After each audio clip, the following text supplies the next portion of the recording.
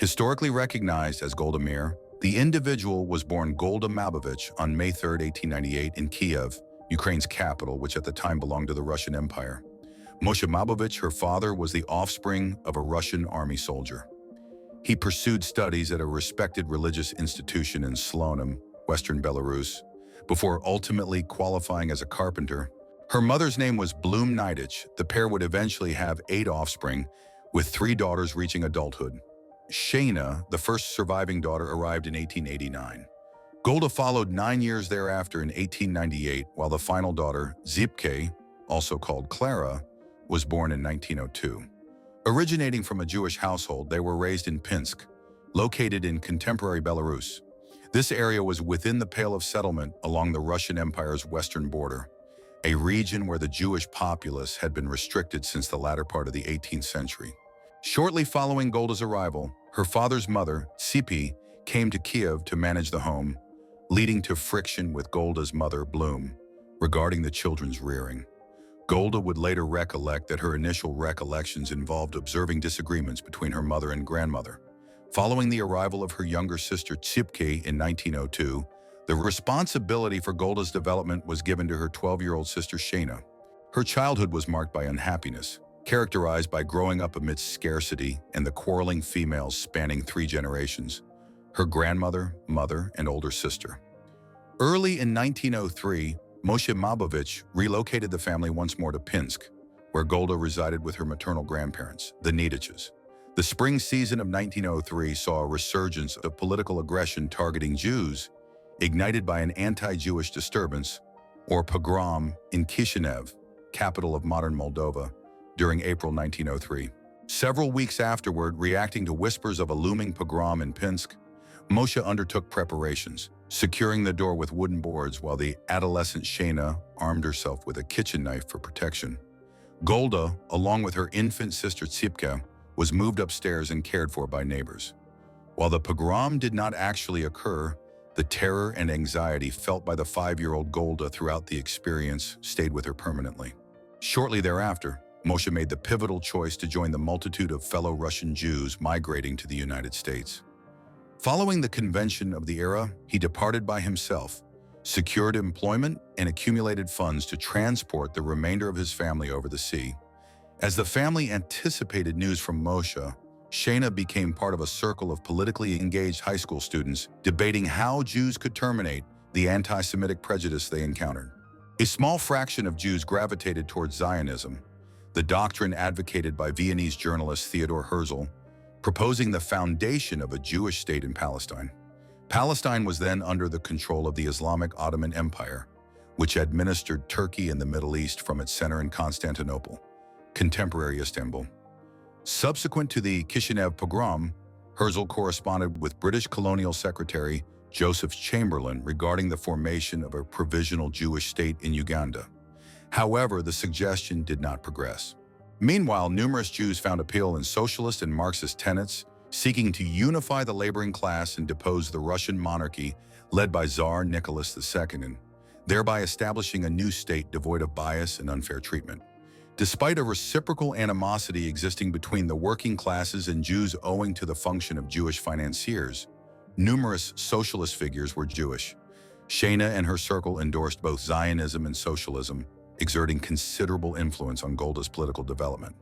Though Blum worried about Shayna's political engagements and was anxious the family could become targets of the Tsarist regime, the adolescent disregarded her mother and persisted in attending political gatherings. Additionally, Shayna undertook the task of instructing her sister in reading, writing, and fundamental arithmetic.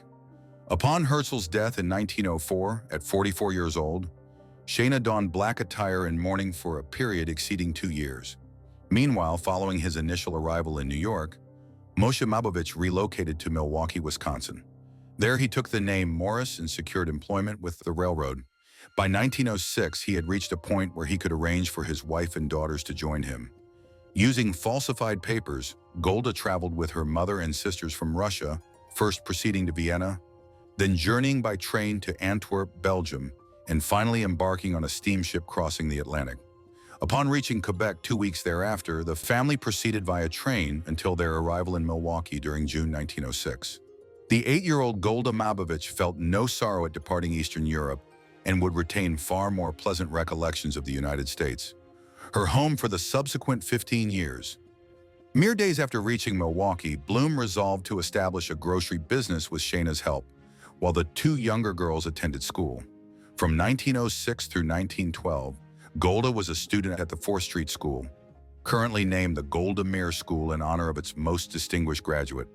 Although Golda found contentment living within Milwaukee's Jewish community, free from the threat of pogroms, Shayna disliked working alongside her mother and temporarily fled to Chicago to take a job in a garment factory.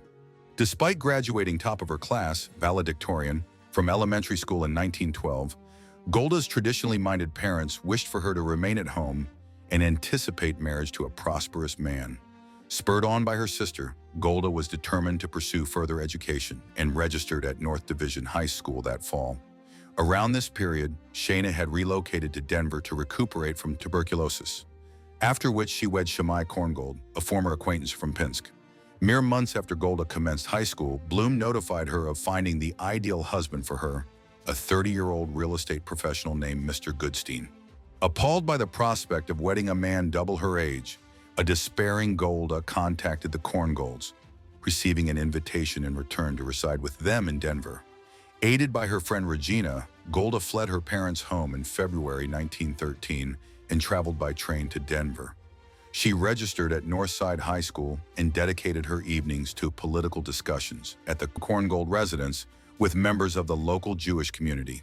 Shayna reproached Golda for excessive friendliness towards the men during social events and urged her to focus on her academic pursuits.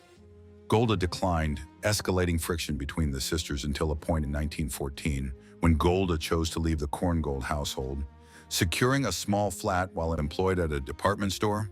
Around this period, she started a relationship with Morris Meyerson, a 21-year-old sign painter and socialist campaigner who ignited her passion for music and poetry. The subsequent year, Golda's parents corresponded with her, requesting her return home to continue her schooling. She consented and went back to North Division, graduating in 1916. Meanwhile, Morris stayed in Denver, sending her multiple letters weekly. Following Golda's ultimatum to Morris, declining marriage unless he consented to relocate to Palestine with her, he ultimately yielded, and the pair wed on December 24, 1917. Subsequent to Germany restarting unrestricted submarine warfare in January 1917, which spurred the United States to align with Britain, France, and a disintegrating Russia in World War I, transatlantic voyages were halted, preventing the newlywed couple from journeying to Palestine. Golda felt positive regarding the Zionist movement following British Foreign Secretary Arthur Balfour's November 1917 declaration, which proclaimed British backing for establishing a Jewish state in Palestine, while safeguarding the rights of the region's non-Jewish inhabitants. Although Golda held employment at the local library, she dedicated the majority of her time to political activities for Pole Zion. Following the conclusion of World War I in November 1918, the American Jewish Congress was formed to ascertain a unified American Jewish stance prior to the 1919 Paris Peace Conference. Golda secured election to this body and allied with fellow Zionists in insisting that Palestine be entrusted to Britain as a mandate via the recently established League of Nations, tasked with executing the Balfour Declaration. Subsequent to the Congress meeting, Golda received an invitation from the National Pole Zion organization to embark on a nationwide fundraising journey. Disregarding the preferences of her husband, parents, and sister Shayna, she eagerly consented and returned to Milwaukee merely sporadically. In line with Zionist aspirations, Britain received the mandate for Palestine, and during the summer of 1921, Golda and Morris could at last undertake the voyage. They belonged to a contingent of 17 Jewish pioneers, which included Shayna and Shammai Korngold with their 2 offspring, along with Golda's girlhood friend Regina Hamburger. On July 14, 1921, they reached Tel Aviv, the Jewish community established in 1909 adjacent to the port city of Jaffa. Contrasting with the image of Palestine Golda had depicted for her American listeners, Tel Aviv was a dilapidated small town situated in the desert. Morris quickly secured employment as a bookkeeper in the historic city of Lod, located 10 miles distant, whereas Golda started instructing English. Golda aimed to become part of a kibbutz, a Jewish communal farm, and submitted an application to Kibbutz Merhavia in the northern Jezreel Valley. The kibbutz members denied the Meyersons' application on 2 occasions, yet Golda's persistence secured their entry for a probationary term following a 3rd ballot. Golda resolved to demonstrate to her fellow kibbutz members, kibbutzniks, her equal capability in farm labor, and enthusiastically participated in the communal meals, whereas Morris favored solitude with his gramophone. Nonetheless, both gained permanent admission into the kibbutz. Towards the close of 1921, Golda acted as Merhavia's delegate at the Kibbutz Movement Assembly, finding herself among prominent political figures such as David Ben-Gurion, Secretary General of the Histadrut, the General Federation of Labor, and head of the Workers' Party Ahdut HaAvoda, or Unity of Labor.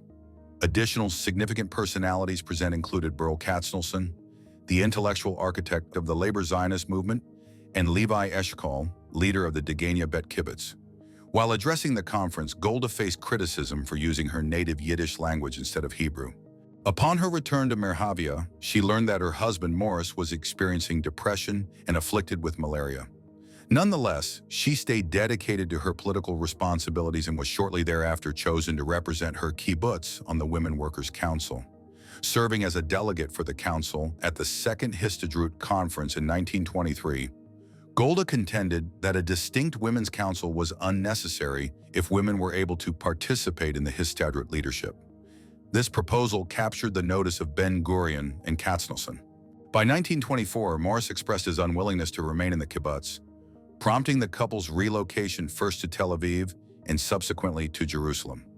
While Jerusalem's historical and cultural aspects captivated Morris, Golda favored retaining her ties to the Zionist political hub in Tel Aviv.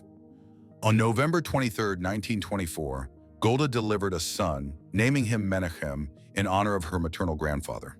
The pair found employment with Solel Boneh, the construction cooperative affiliated with Histadrut, but the entity faced financial strain and issued wages and vouchers that were largely unaccepted by shops. In 1925, a discontented Golda briefly went back to Merhavia, bringing 6-month-old Menachem along. However, instead of assigning her farm duties, the kibbutz members requested she serve as the nanny, which led her to return to Jerusalem. Rumors circulated about her romantic involvements with other men, among them David Remez, the director of Solel Boneh and a mentee of Burl Katznelson. In 1927, Remez proposed she take the role of Secretary General for the Women's Worker Council, aiming to bolster Histadrut's authority over the group. Golda gladly embraced the position and moved back to Tel Aviv, accompanied by her 2 children, leaving her husband residing in Jerusalem. Entrusting her children to the care of kindergarten and babysitters, Golda utilized her role within the Women's Council to engage in discussions at the Histadrut.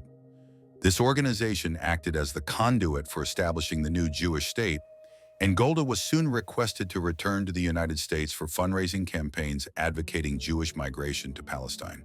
Her American upbringing guaranteed a warm reception, and her contributions were acknowledged by the Histadrut leadership, which also dispatched her to Western Europe to secure backing from socialist groups in Britain and France.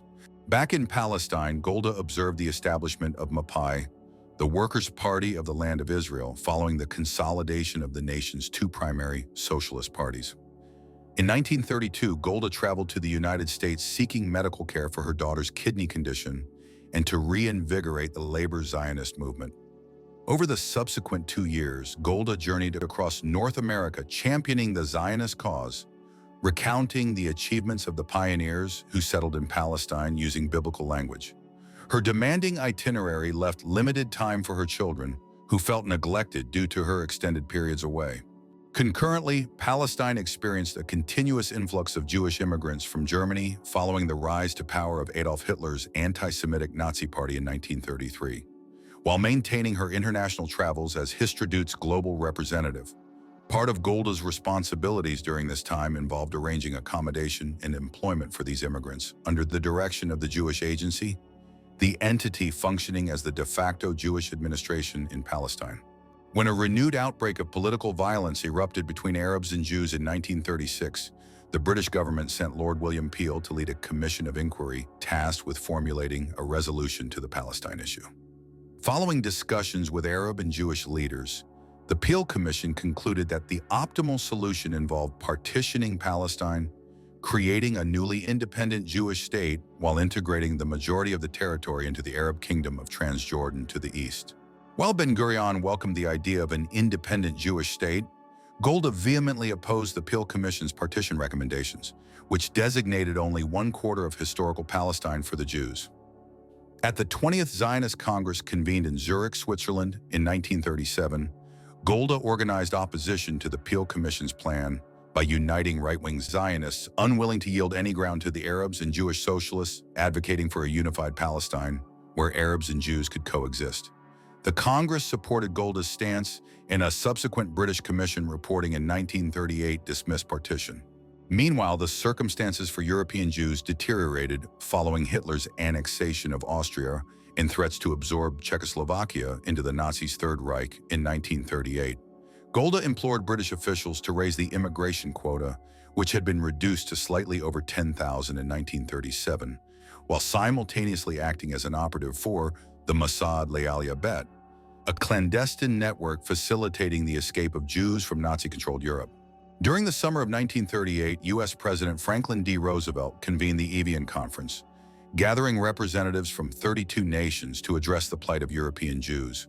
Participating as an observer for the Jews of Palestine, Golda was incensed by the recurrent expressions of sympathy towards Jews, paired with the unwillingness to admit a substantial number of refugees. In May 1939, British Prime Minister Neville Chamberlain unveiled a definitive plan for Palestine, restricting the Jewish population to 5% of Palestinian land and limiting Jewish migration to 75,000 over the ensuing 5 years. An independent Palestinian state, jointly governed by Arabs and Jews, was envisioned within 10 years. The Jews in Palestine felt deceived, and Golda joined Ben-Gurion and Katznelson in spearheading a general strike involving nearly 200,000 Jews. Simultaneously, the Jewish community in Palestine readied itself for conflict against both the British and Arabs by establishing Jewish settlements across the country. As these strategies were being finalized at the 21st Zionist Congress in Vienna during August 1939, a non-aggression treaty was signed between delegates of Nazi Germany and the Soviet Union, the communist state governing much of the former Russian Empire.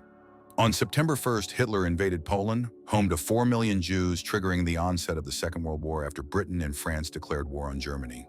Golda and her associates found themselves in the difficult situation of urging Jews to enlist in the British Army against a potential German invasion, while illicitly smuggling Jewish refugees into Palestine.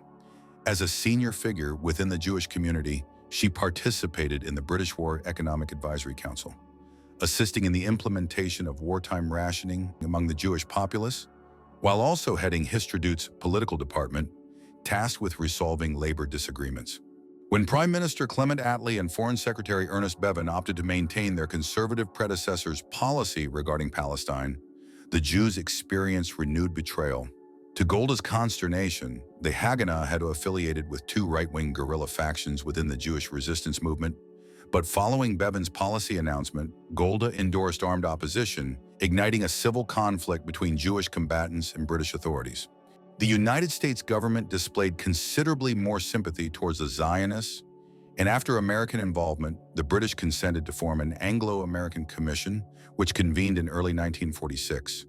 On March 25, 1946, Golda spoke before the commission, detailing the persecution and terror endured by Jews in Europe even prior to Hitler's ascension, and contended that the only solution for the senselessness of Jewish life and Jewish death lay in creating an independent Jewish life in a Jewish homeland. On May 1st, the commission advised continuing the British mandate in Palestine while urging the British to authorize 100,000 visas for Jews. In September, the United Nations Special Committee on Palestine recommended partition, placing the city of Jerusalem under international administration. According to the proposal, Arabs would receive 43% of Palestinian territory, while Jews would gain 56%, a significant portion of which comprised the unpopulated Negev Desert. While the Zionists readily accepted these terms, most of Palestine's Arab neighbors repudiated the UN plan, with the notable exception of King Abdullah of Transjordan, who aimed for leadership in the Arab world and was willing to back a Jewish state in exchange for Jewish support of Jordanian annexation of Arab Palestine.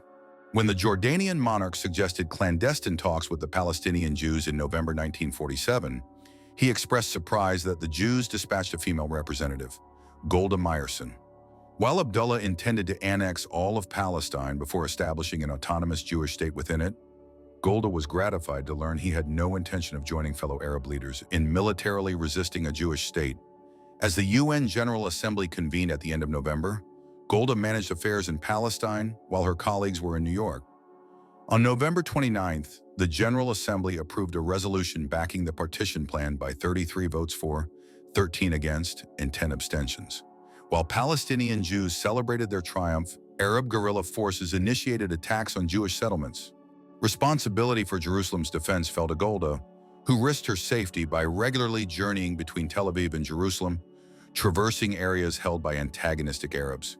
In January 1948, Golda traveled back to the United States yet again, this time to spearhead a fundraising drive aimed at procuring armaments for the Haganah. Invoking the memory of the 6 million Jews murdered by the Nazis during the Holocaust, she convinced affluent Jewish entrepreneurs to support the effort, accumulating $15 million by early February. Upon her return to Jerusalem in March, the total raised exceeded $50 million, which permitted the Haganah to sustain its resistance and empowered Ben-Gurion to command a counterattack in April, successfully lifting the siege of Jerusalem. Although disappointed by her exclusion from the newly established Jewish National Administration in March, Golda met with King Abdullah again on May 10th, on this occasion in his capital Amman. While the monarch appeared inclined to remain uninvolved in the conflict, Golda felt thwarted by his proposal that the Jews postpone full independence for several years. On May 14, 1948, expecting the British mandate to end the next day, David Ben-Gurion proclaimed the founding of the State of Israel in Tel Aviv. The 37 representatives of the Israeli legislature, the National Council, affixed their names to the Independence Declaration. Golda Meir, having lately marked her 50th birthday, was among the signatories. She had resided in Palestine for 27 years, over which period she steadily advanced through the hierarchy of Jewish political groups, emerging as a prominent leader and a staunch associate of Ben-Gurion. Despite lacking formal membership in Ben-Gurion's cabinet, she consistently participated in meetings, ensuring her perspectives were considered. Shortly following the proclamation of Israeli statehood, she went back to the United States, securing an additional $75 million for the cause. Even after being hospitalized due to a vehicle accident in New York, Golda was subsequently requested to journey to Moscow to serve as Israel's ambassador to the Soviet Union. Although the Soviet Union and the United States were partners against Germany during World War II, by the late 1940s, this wartime cooperation had dissolved, giving rise to the Cold War, a contest of ideologies between Soviet communism and American capitalism vying for worldwide dominance. The Soviets endorsed Israeli statehood and supplied weaponry to the Israeli Defense Forces, the formal continuation of the Haganah. Upon presenting her diplomatic credentials in September 1948, Golda commenced discussions with Soviet Foreign Minister Molotov regarding trade and economic assistance for Israel. However, the Soviet economy was devastated from the war, leaving the Soviets reluctant to undertake significant obligations. Additionally, Soviet backing for Israeli independence stemmed mainly from a wish to remove British influence from the Middle East, coupled with Stalin's conviction that Israel would function as an American proxy. As she faced difficulties achieving progress in Moscow, Golda lamented her absence from home, where the Israeli armed forces had secured control over Galilee in the north and expelled Egyptian forces from the Negev desert in the south. All that was left was for the Arabs to concede defeat. In Moscow, Golda felt obligated to connect with the 3 million Jews residing in the Soviet Union, a significant number of whom desired to move to Israel. She encountered obstacles in this effort until Polina Zemchuzhina, Molotov's Jewish spouse, suggested she visit Moscow's synagogue. Although Zemchuzhina was shortly thereafter apprehended and banished to Kazakhstan, Golda visited the synagogue in January 1949 to observe Rosh Hashanah. Within a few weeks, Stalin initiated repressive measures against the Jews, and in February, Golda was summoned back to Israel to assume the role of Minister for Labor.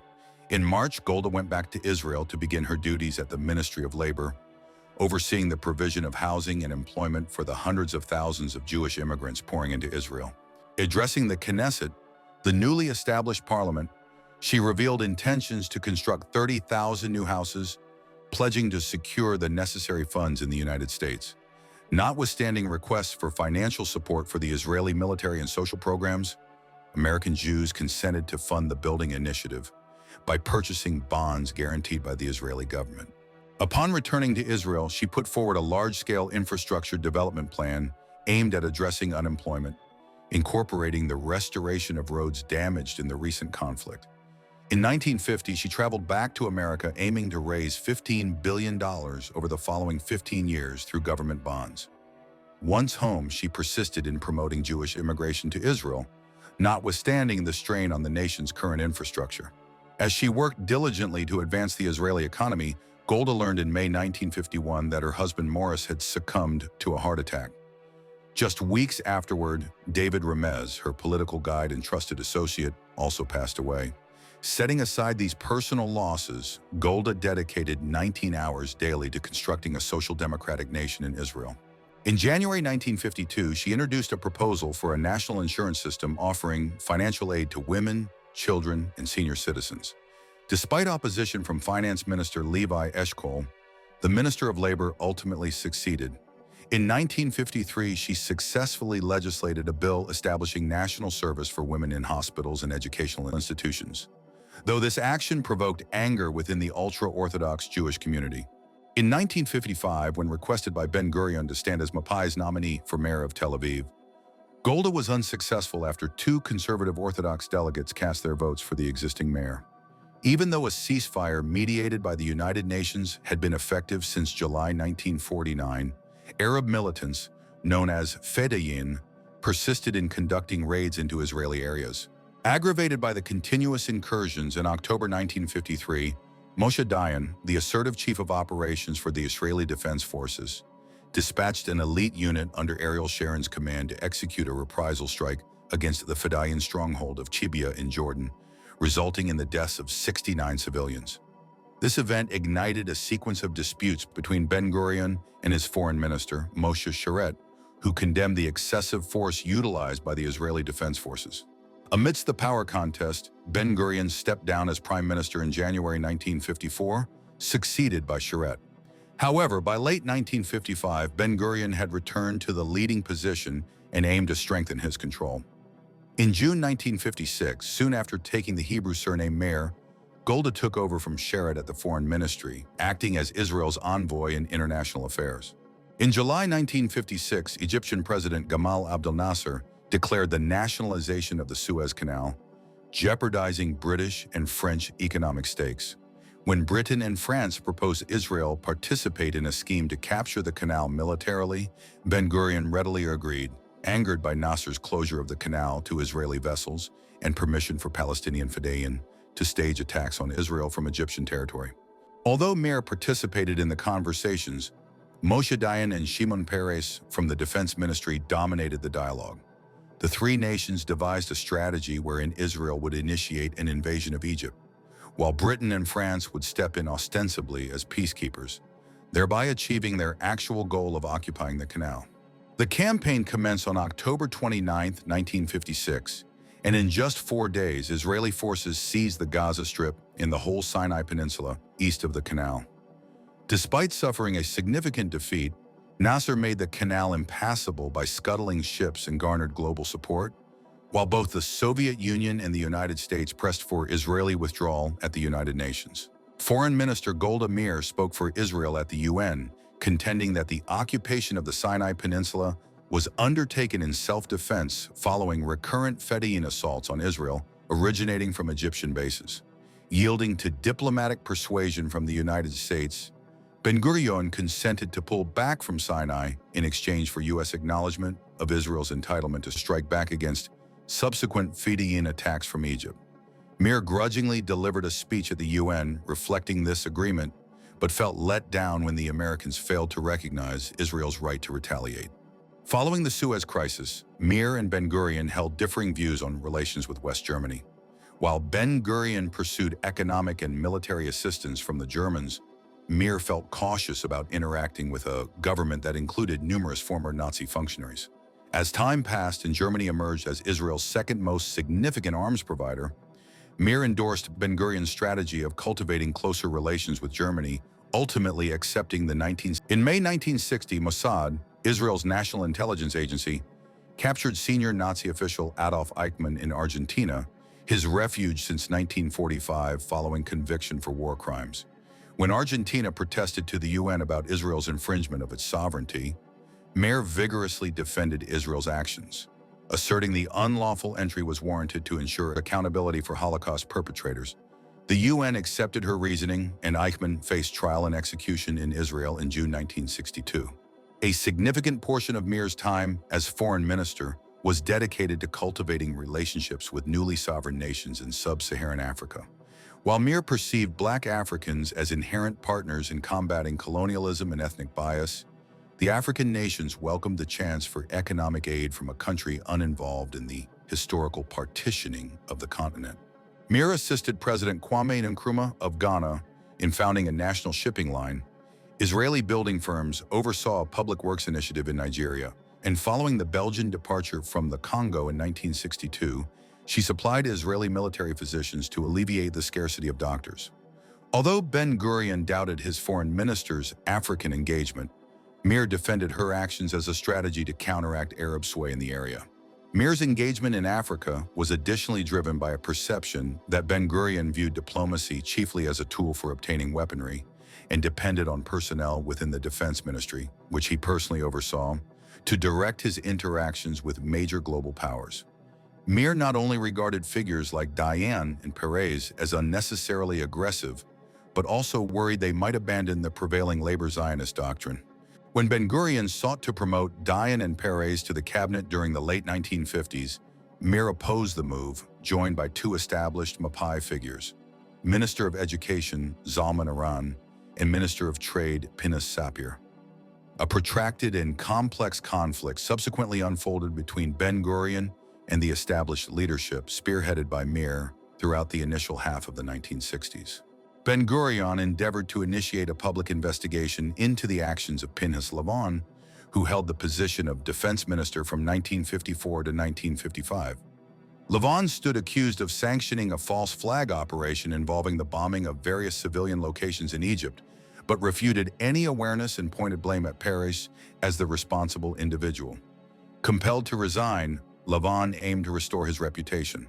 When Ben-Gurion suggested a comprehensive judicial probe, Meir and the majority of Mapai leaders objected, dismayed by the possibility of a leadership conflict unfolding publicly. Ben-Gurion relinquished the premiership in June 1963, replaced by Levi Eshkol, yet persisted in demanding a public inquiry into the Lavon affair, concurrently criticizing his successor.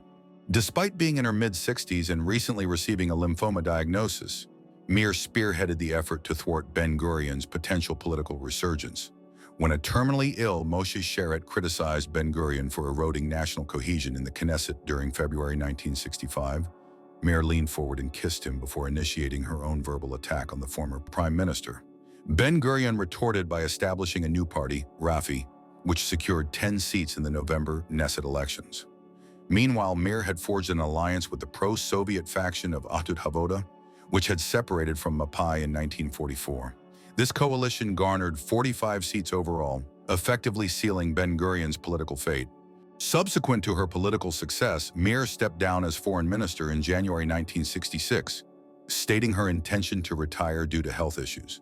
She maintained significant political influence and, within weeks, was requested to take on the role of Secretary General for Mapai.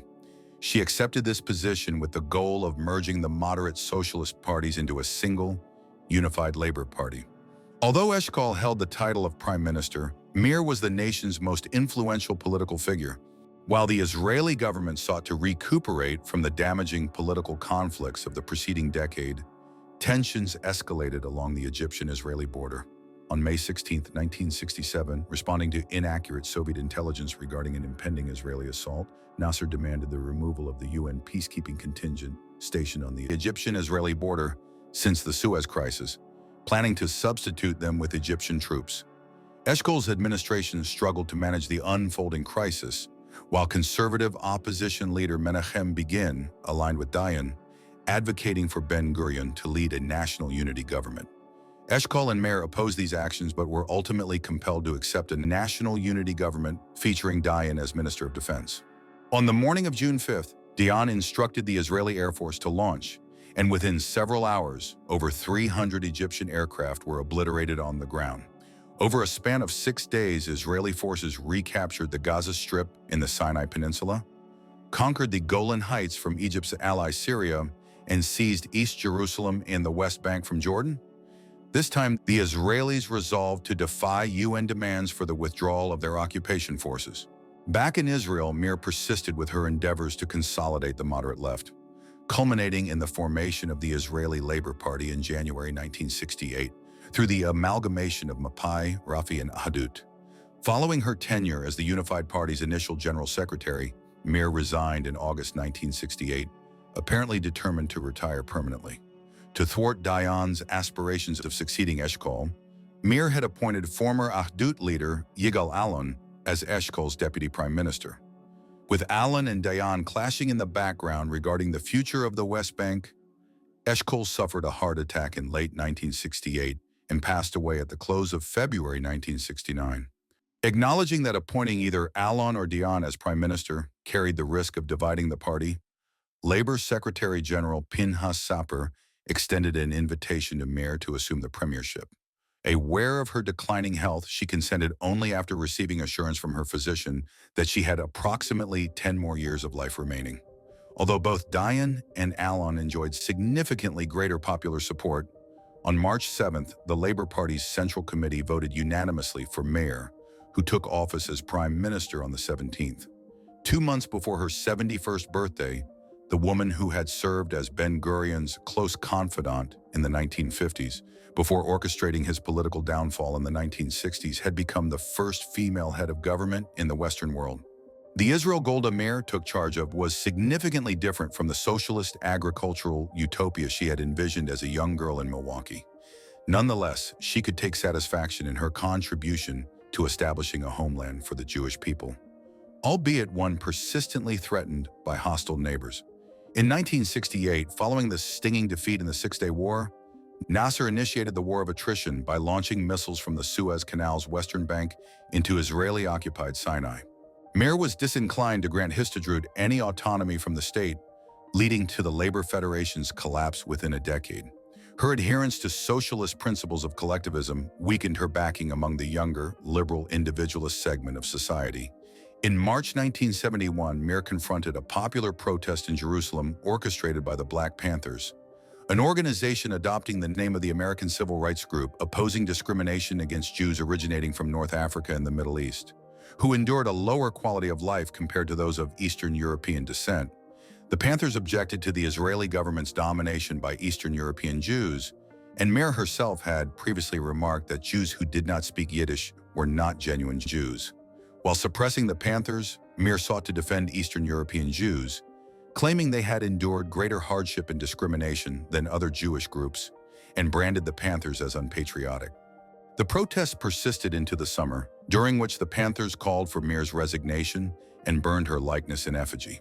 Despite her earlier opposition to Ben-Gurion regarding the same matter, Meir now contended that defense expenditure was paramount and the government lacked funds for social enhancements. Notwithstanding the Israeli military's history of success, Meir felt anxious about Israel's ongoing survival, particularly after Yasser Arafat, leader of the Palestinian Liberation Organization, who had taken the place of the ailing Nasser as the figurehead of the Arab cause in 1970, declared the Arabs aimed for the destruction of the State of Israel.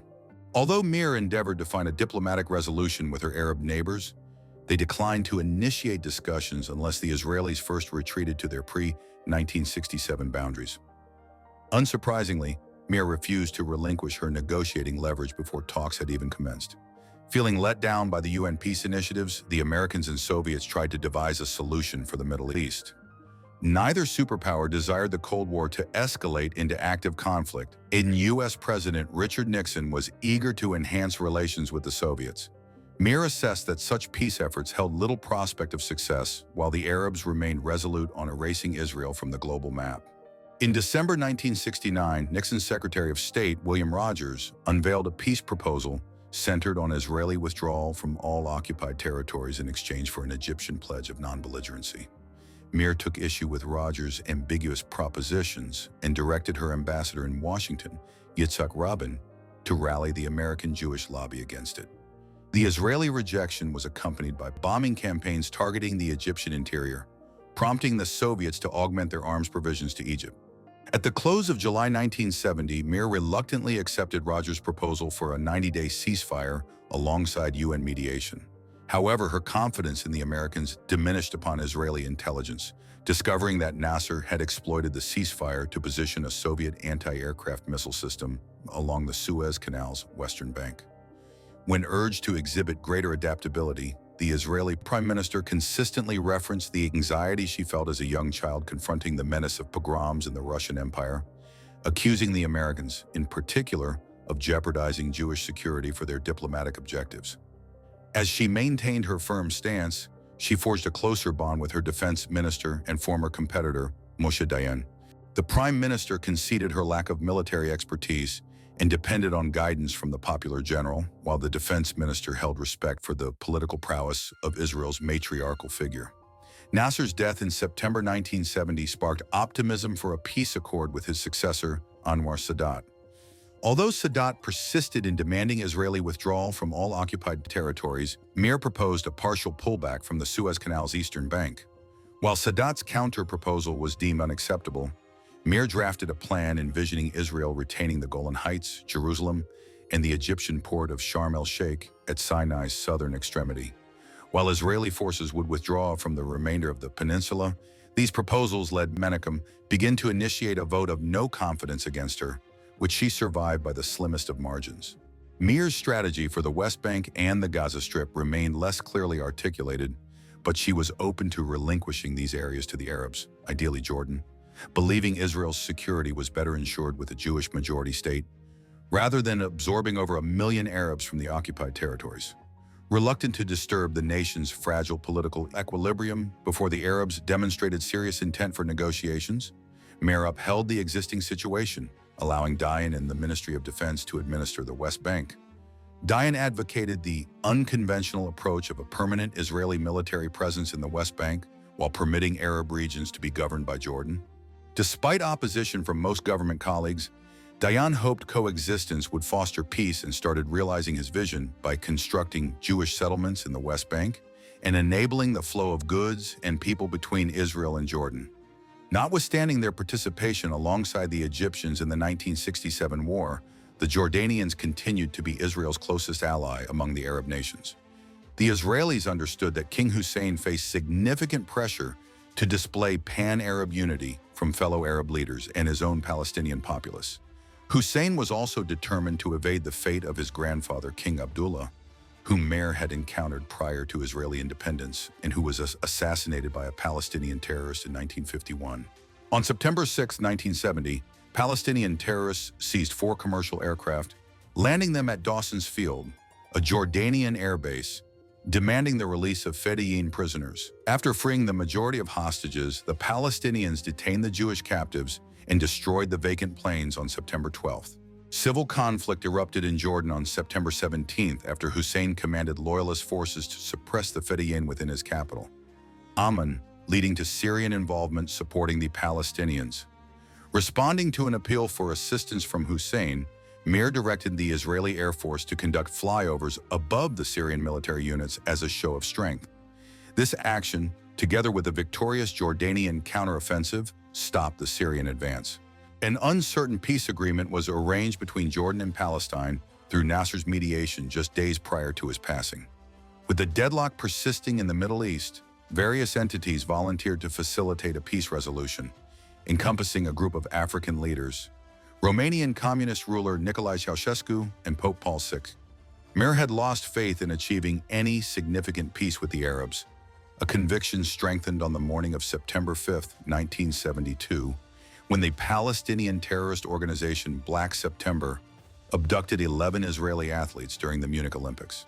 Following the deaths of 2 Israelis, the terrorists vowed to execute the remaining hostages if Israel did not free more than 200 Arab detainees. This event marked the most recent occurrence in a sequence of terrorist assaults targeting Israelis, sanctioned by Arafat's Palestine Liberation Organization, PLO. After the terrorists declined a ransom offer from West German officials, German police executed a flawed rescue attempt that led to the fatalities of all the Israeli hostages, one German police officer, and 5 of the terrorists.